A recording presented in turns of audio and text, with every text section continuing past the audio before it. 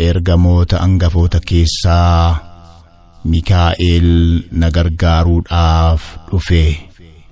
Raajicha Daani'el boqonnaa 10 lakkoofsa 13.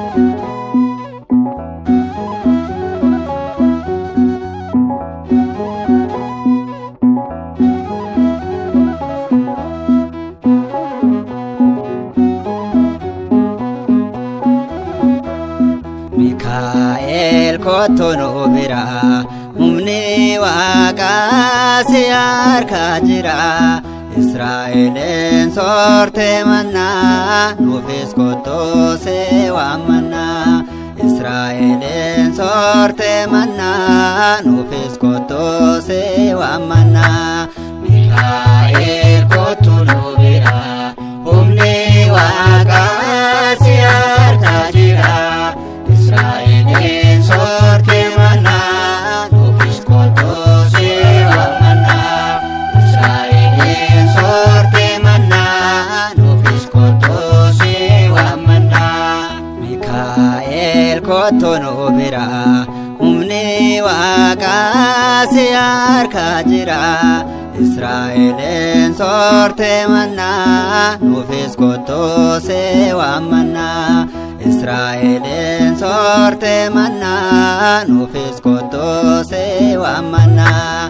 Mikaa'el kottu nu bira, humni Waaqaa si harka jira.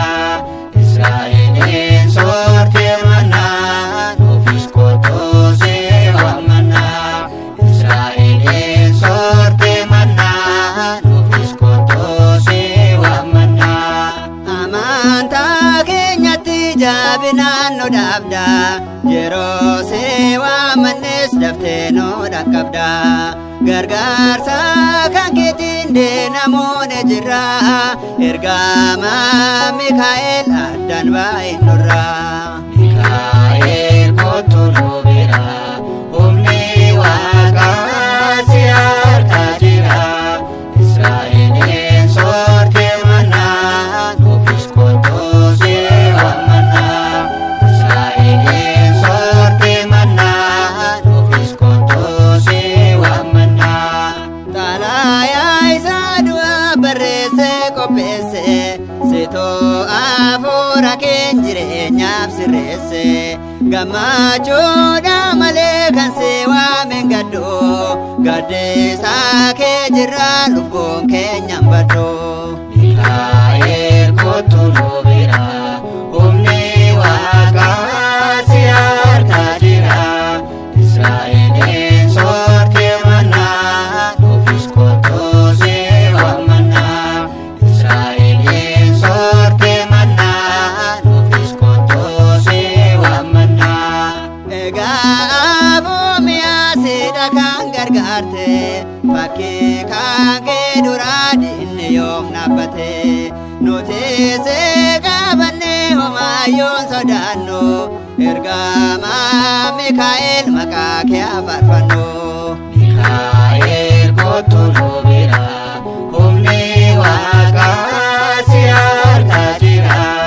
Israa'elin soorte mannaa, nuufis kottu si waammannaa. Israa'elin soorte mannaa, nuufis kottu si waammannaa. Bara qorumsaati barri keessa jirru, nu gargaartu malee ofiif keessan tarru.